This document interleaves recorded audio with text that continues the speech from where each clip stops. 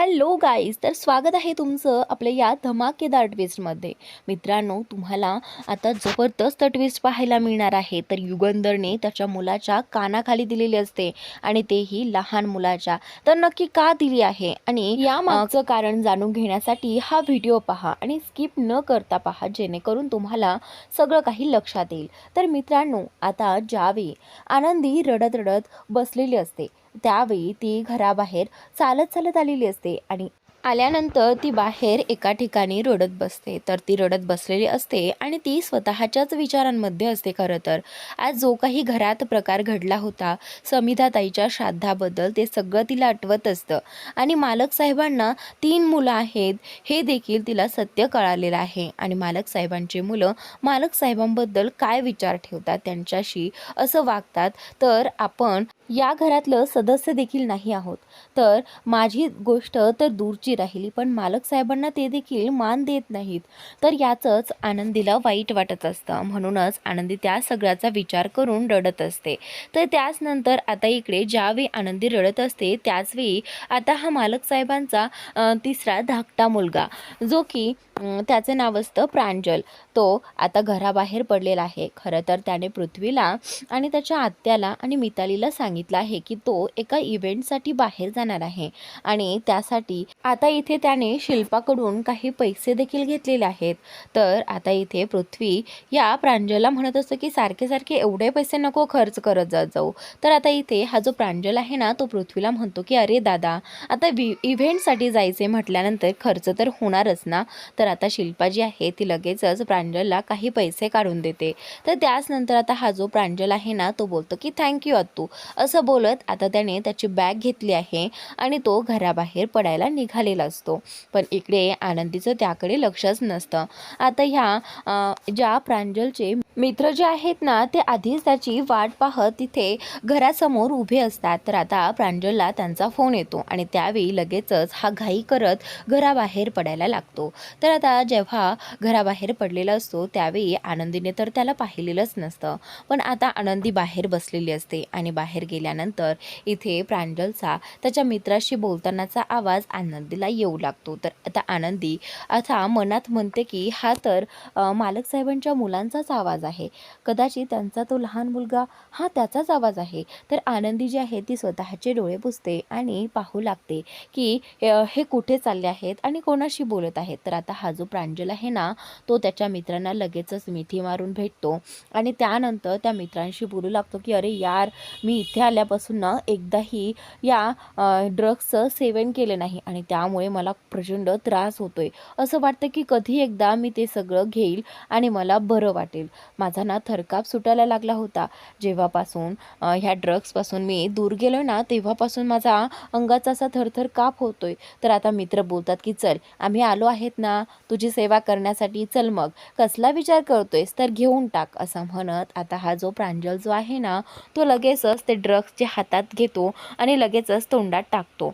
तर तोंडात टाकल्यानंतर आता इथे तो जो प्रांजल आहे तो बोलू लागतो की अरे वा, आता जरा मला कुठेतरी बरं वाटेल, मला असं वाटतं की माझ्या जीवात जीव आलाय. तर आता इथे आनंदीने हे सगळं बोलणं ऐकलेलं असतं, पण आनंदीला आता हे कन्फर्म करायचं असं की खरंच हा मालक साहेबांचाच मुलगा आहे ना. तर आनंदी जवळ जाऊन त्यांचा आवाज ऐकण्याचा प्रयत्न करते. तर त्यावेळी आता आनंदीला असं वाटतं की जर मला कोणी पाहिलं तर खूप मोठा प्रॉब्लेम होईल. तर आनंदी एकदम कान देऊन ऐकत असते की खरंच हा प्रांजलचाच आवाज आहे आणि हे कन्फर्म होतं. तर त्यानंतर आनंदी ठरवते की आता हे मालक साहेबांना सांगायला हवं. तर त्याचनंतर आता मालक साहेबांच्या मुलांना असं वाईट सवय लागू नये म्हणून आता इथे आनंदीने ठरवलं आहे की नाही, हे सगळं मालक साहेबांना सांगितलंच पाहिजे.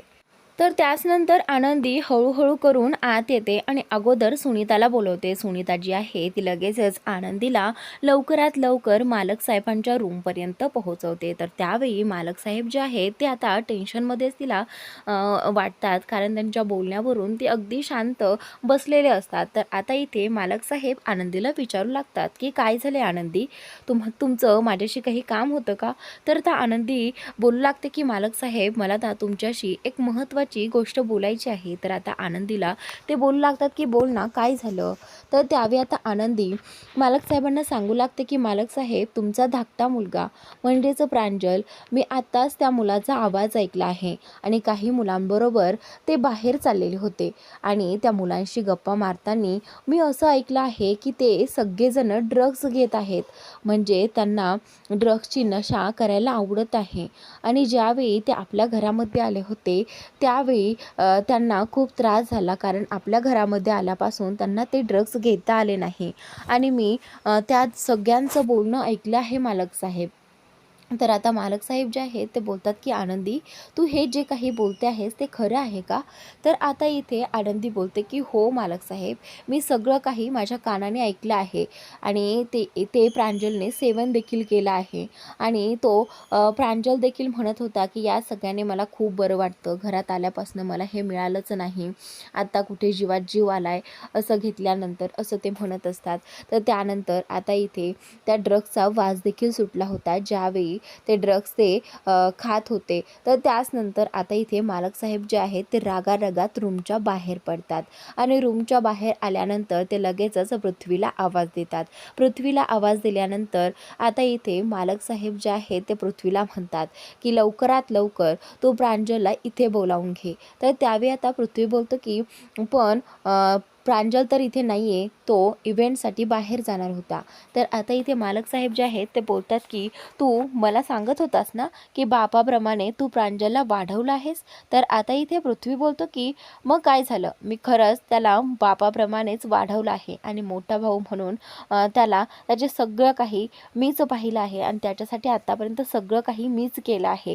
तर आता इथे मालक साहेब जे आहेत ते बोलतात की आत्तापर्यंत तू खूप मला बोलावून दाखवलं की तू हे केले, तू ते केलेस, पण मग तू त्याकडे लक्ष द्यायला कमी पडलास का? मला सांग. आता प्रांजल एवढ्या वाईट व्यसनाच्या आहारी गेलाच कसा? जर तू त्याकडे एवढं बारीकाईने लक्ष दिलं होतं तर हे सगळं झालंच कसं? तर आता इथे पृथ्वी बोलतो की तुम्ही हे सगळं काय बोलत आहात? प्रांजलला असली कुठलीही नशा करणं अजिबात सहन होत नाही, त्याला त्या सगळ्या गोष्टीचा त्रास होतो आणि तुम्ही हे सगळं काय बोलताय? तर आता त्याच वेळी मालक साहेब जे आहेत ते बोलतात की आत्ताच्या आत्ता तू त्या प्रांजलला इथे बोलावून घे. तर त्यावेळी आता इथे मालक साहेबांनी शिर्केला फोन केला आहे आणि शिर्केला फोन करून सांगितलं आहे की लवकरात लवकर प्रांजलला फोन करून त्याची गाडी जिथे कुठे असेल ना तिथेच थांबायला सांगितलं आहे. तर आता शिर्के बोलतात की पण मालक साहेब, प्रांजल तर निघालेला आहे. तरीही आता मालक साहेबांनी शिर्केंना सांगून इथे प्रांजलची गाडी कुठेही असली तरीही थांबवायला सांगितलेली असती. तर आता इथे लगेच शिर्के जे आहे ते प्रांजलला कॉल करतात आणि कॉल करून प्रांजलला सांगतात की तू आत्ताच्या आत्ता तिथेच थांब. तर त्यावेळी आता प्रांजल बोलतो की पण मी का थांबू, माझा इव्हेंट आहे, मला जायचं आहे. पण आता इथे शिर्केंना माहीत आहे की मालक साहेबांचं नाव घेतल्यानंतर हा प्रांजल जो आहे तो थांबणार नाही, पण त्याच्या दादाचं नाव घेतल्यानंतर मात्र नक्की थांबेल. म्हणूनच लगेच शिर्केने सांगितलं आहे की तुझ्या दादाने तुला थांबवायला सांगितलं आहे. शिर्केने लगेचच इथे प्रांजलला विचारलं आहे की मला सांग तू आत्ता कुठं आहेस, तिथे मी तुला घ्यायला येतो. तर आता असं म्हणून आता प्रांजलने त्याचा ॲड्रेस सांगितला आहे आणि तिथपर्यंत शिर्के जे आहे ते आता पोहोचलेले आहेत. तर त्यानंतर शिर्केने आता प्रांजलला तिथून ड्रॉप करत घरी आणलेलं आहे. तर त्यावेळी आता शिर्केने पाहिलं आहे की प्रांजलने खरंच नशा केलेली असते आणि प्रांजलला धड चालताही येत नसतं. आणि त्यावेळी आता इथे त्या नशेमध्ये शिर्केने प्रांजलला पकडलेलं असतं आणि पकडून आता त्यांनी घरामध्ये आणलेलं असतं. तर त्यावेळी आता अशा अवस्थेत पृथ्वी प्रांजलला पाहतो. तिथे सगळेजण असतात, माई, बापू, पृथ्वी, मिताली आणि युगंधर आणि शिल्पाताई, सगळेजण तिथे उभे असतात. तर आता सगळ्यांची नजर इथे या प्रांजलवरती असते. तर आता दादा एवढा का भडकला आहे हे शिल्पाताईला इथे कळणार आहे, कारण तिला याबद्दल काहीही माहिती नसतं. तर आता खरं तर युगंधर जो आहे तो शिर्केने या प्रांजलला घरामध्ये आणल्यानंतर लगेचच या प्रांजलकडे जातो आणि दिशी त्याच्या कानाखाली लावतो. आणि त्यावेळी आता इथे कानाखाली लावल्यानंतर हा जो पृथ्वी देखील प्रांजलला ओरडू लागतो की प्रांजल हे सगळं काय आहे, आत्तापर्यंत कधीच मला समजलं नाही आणि तू हे सगळं काय करून बसलायस. तर त्यावेळी आता इथे प्रांजलकडे काहीच उत्तर नसतं. प्रांजल जो आहे तो आता त्याच्या दादाकडे पाहून माफी मागत असतो की माझ्याकडून चूक झाली, मला माफ करा. तर त्यावेळी आता इथे हा पृथ्वी जो आहे तो त्याला माफ करत नाही, कारण त्याच्याकडून एवढी मोठी चूक झाली आणि त्याला अजिबात हे आवडलेलं नसतं. तर त्यावेळी आता इथे शिल्पा, जिने या प्रांजलचा एवढा लाड केला, तिने पैसे देऊन नेहमी सतत त्याला पैसे पाठवत होती आणि कदाचित त्याच पैशांमुळे हा लाडला होता आणि त्या पैशांमुळेच त्याला ही असे व्यसनं वगैरे लागली होती. पृथ्वी जातानाच इथे प्रांजलला सांगत होता की एवढे पैसे कशासाठी आणि सारखं सारखं तू आत्तूला पैसे मागणं बंद कर, असं देखील तो म्हणला होता. आणि आता इथे या पृथ्वीला लक्षात येते की प्रांजलने एवढे सगळे पैसे कशासाठी घेतले असतील. तर आता सगळं काही हळूहळू त्याच्या लक्षात येऊ लागलेलं असतं. तर त्याचनंतर आता युगंधर जो आहे तो प्रांजलला म्हणत असतो की तू समिधाचा मुलगा आहेस आणि तुला जराही लाज वाटली नाही. हे सगळं करण्याआधी तू एकदा तुझ्या आईचा विचार करायला हवा होतास प्रांजल. मला वाटलं होतं की माझ्या मुलांना, म्हणजे माझ्या नाही तर समिधाच्या मुलांना तरी चांगली वळण लागली असतील, पण नाही, काहीही उपयोग झाला नाही. समिधाच्या वळणावर तर हा गेलाच नाही. तर त्यानंतर आता इथे पृथ्वीला वाईट वाटत असतं की त्याने या प्रांजलसाठी आणि मितालीसाठी एवढं सगळं केलं आणि तरीसुद्धा प्रांजल असा वागला. तर त्यानंतर आता पृथ्वीने प्रांजलला त्याच्या रूममध्ये नेलं आणि रूममध्ये नेल्यानंतर त्याला भरपूर सुनावलं आणि त्यावेळी आता हा प्रांजल त्याच्यासमोर रडत असतो आणि मिताली ही पृथ्वीला थांबत असते की दादा हे सगळं थांबव ना. तर त्यावेळी आता इथे हा जो प्रांजल आहे ना तो त्याच्या दादाची माफी मागू लागतो आणि इथून पुढे मी असं काहीही करणार नाही असं त्याला सांगतो. तर त्यानंतर आता हा जो पृथ्वी आहे ना तो बोलतो की मला सांग प्रांजल, तू हे सगळं करत होता त्यावेळी तुला कुणी पाहिलं होतं? म्हणजे ज्यावेळी तू ते ड्रग्ज घेत होता त्यावेळी हे सगळं युगंधरला म्हणजेच आपल्या बापाला हे सगळं कुणी सांगितलं, असं पृथ्वी प्रांजलला विचारत असतो. तर त्यावेळी आता हा जो प्रांजल आहे ना तो बोलतो की कदाचित त्या मुलीनेच सांगितलं असेल. तर आता इथे या पृथ्वीला आता प्रचंड राग आलेला असतो. पृथ्वीला आता असं वाटतं की ह्या मुलीमुळे आता पुन्हा आमच्यामध्ये भांडणं लागत आहेत आणि फक्त हिच्यामुळेच युगंधरला म्हणजे त्याच्या बाबाला हे सगळं कळालं. तर आता इथे या पृथ्वीला कळालं आहे की हे सगळं आनंदीने सांगितलं आहे युगंधरला, म्हणजे त्याच्या हे लक्षात आलं आहे की या मुलीने मुद्दाम हे सगळं केलं आहे. तर आता तो रागारागात आनंदीकडे गेलेला आहे आणि आनंदीला या सगळ्याचा जाब विचारत असतो. तर आनंदी जी आहे ती बोलते की हे पहा, मी हे सगळं फक्त चांगल्यासाठी केलं, त्यांची वाईट सवय मोडावी आणि म्हणूनच हे सगळं केलं, नाहीतर त्यांच्या जीवाशी बेतलं असतं हे सगळं. मी फक्त त्यांच्या चांगल्यासाठीच हे सगळं केलंय. जर माझं काही चुकलं असेल तर मला माफ करा. तर आता आनंदी माफी मागू लागते आणि त्यावेळी हा पृथ्वी जो आहे ना तो बोलतो की अशी नाटकं ना माझ्यासमोर अजिबात करायची नाही आणि आमच्या बाबांमध्ये आणि आमच्यामध्ये येण्याचा अजिबात प्रयत्नही करायचा नाही आणि माझ्या भावाला कसं सांभाळायचे, कसं वळण लावायचे हे मी बघेला, तुला मधी पडायची अजिबात गरज नाही, असं पृथ्वीने आनंदीला सांगितलेलं आहे आणि बजावलं देखील आहे. पण आनंदीला त्या गोष्टीचं अजिबात वाईट वाटत नाही जो की पृथ्वी तिच्याशी बोललाय, कारण तिच्यामुळे जर कुणाच्या आयुष्यात चांगली गोष्ट घडत असेल तर त्यासाठी आनंदी ते करण्यासाठी कधीही रेडी होते आणि आनंदीने आजही तेच केलेलं असतं. फक्त प्रांजलच्या भविष्यासाठी आनंदीने हे सगळं सत्य युगंधरला सांगितलं आणि कदाचित त्याचमुळे आता या प्रांजलची ही सवय देखील मोडू शकते.